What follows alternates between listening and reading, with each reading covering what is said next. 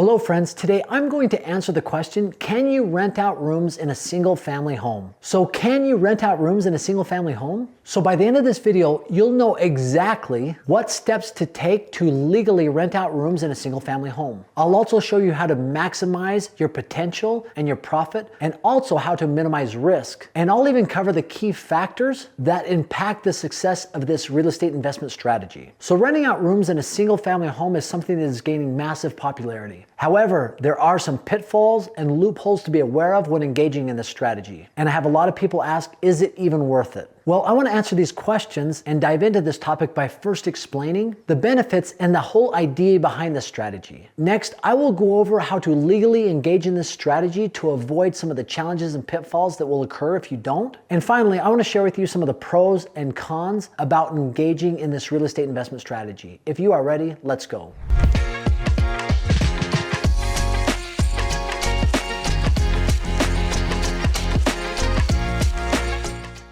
So embedded in the strategy of renting out rooms in the single family homes are two schools of thought. So the first school of thought is one of a long-term strategy, where maybe you own the home, right? And you don't need all the rooms. There might be a basement apartment with a couple rooms or one room, and you can rent out a room at a long period of time in order to get money to offset your mortgage, right? That is something that a lot of people do. It's something that I currently do right now. I'm renting out my basement, 2-bedroom, 1-bath, to a tenant who pays me every single month that offsets my mortgage. And it's something that I try to do every single time I bought a home. The last home that I owned had a basement apartment. So anytime you can have something within the home that you live where you can rent out part of it to offset your mortgage is a great thing. Now, some people don't like that. They want privacy, all that stuff, but ours have a second entrance through the garage where a lot of times we don't even have to worry about privacy issues at all. The other school of thought is renting out a room on a short-term basis, right? So this is like a short-term rental. You have a home and you're willing to rent out your room to somebody who's going to stay there 1, 2, 3, 4 nights on a short-term basis. I'll even share a story with you. I was going to go fishing in an area and I knew I was going to arrive late and I just wanted a place to stay. I didn't want to pay the huge money at a hotel because it was close to Sun Valley, Idaho, and hotel costs are extremely crazy. So I found on Airbnb one room. I spent the night there. I woke up early. I left. It was easy, simple, and that's all I was looking for. It was a room with a bathroom right next to it and it worked perfectly. Now, I've seen this on Airbnb big time where people rent out a single room. My family and I went on a trip this summer to the Northeast and we're thinking about going to Acadia National Forest in Maine and close to a city called Bar Harbor. And as I started looking for Airbnbs to stay, the prices of these Airbnbs were outrageous. We're talking $600-700 a night. And what's even more crazy, those were just for a single room and a bathroom right inside somebody's home. I was blown away, but it's a strategy that people do. So there's a long-term strategy or a short-term strategy.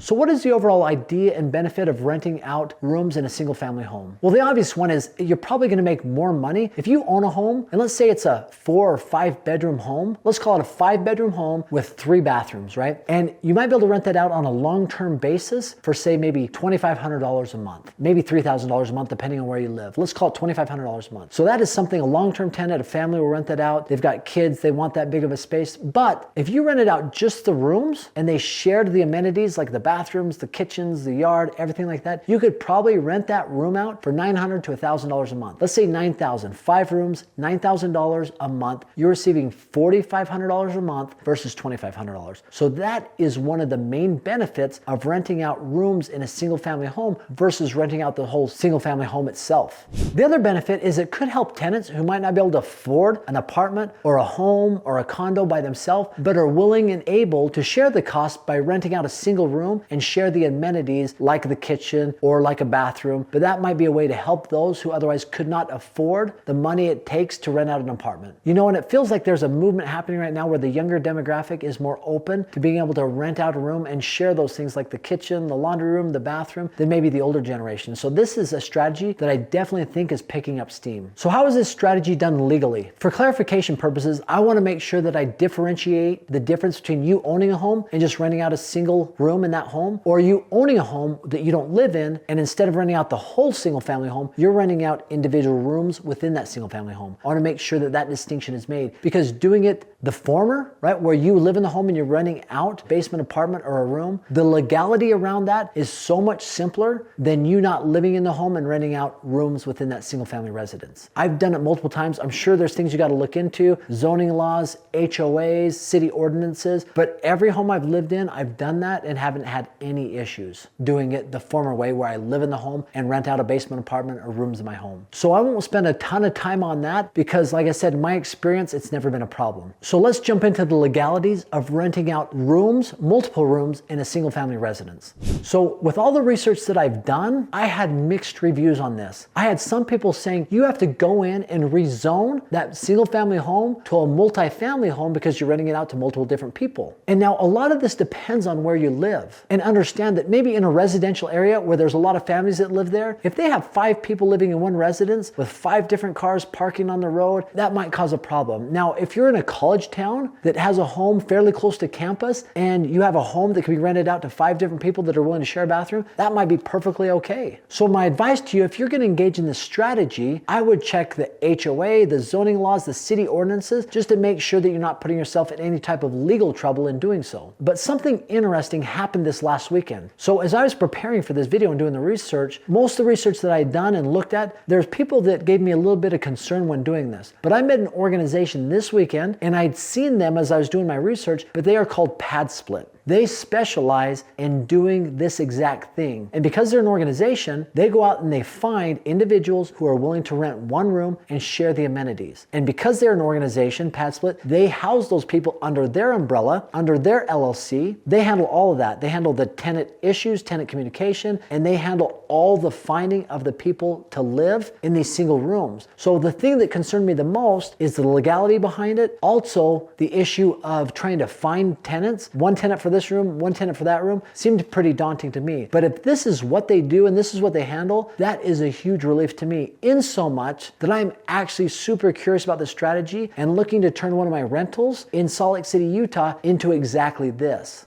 So if this is something you're looking at and you're worried about the legal side of it, I would definitely recommend reaching out to Padsplit. I have no affiliation with them, no benefit from you talking with them. My only benefit is to provide you the information where you can go and make sure that if you do this strategy, that you do it the right way. So let's talk about advantages and disadvantages of this strategy. So advantages, it might be more attractive to tenants who might not be able to afford an apartment, but are willing to pay for a room and have no problem sharing amenities. And as we've already stated, it's definitely more income. If you're the homeowner and you can rent out a single rooms versus the whole home, you are gonna make a lot more money every single month from renting out single rooms versus the whole home to one person. And finally, it's much easier to evict a tenant if it's a single person versus a whole family.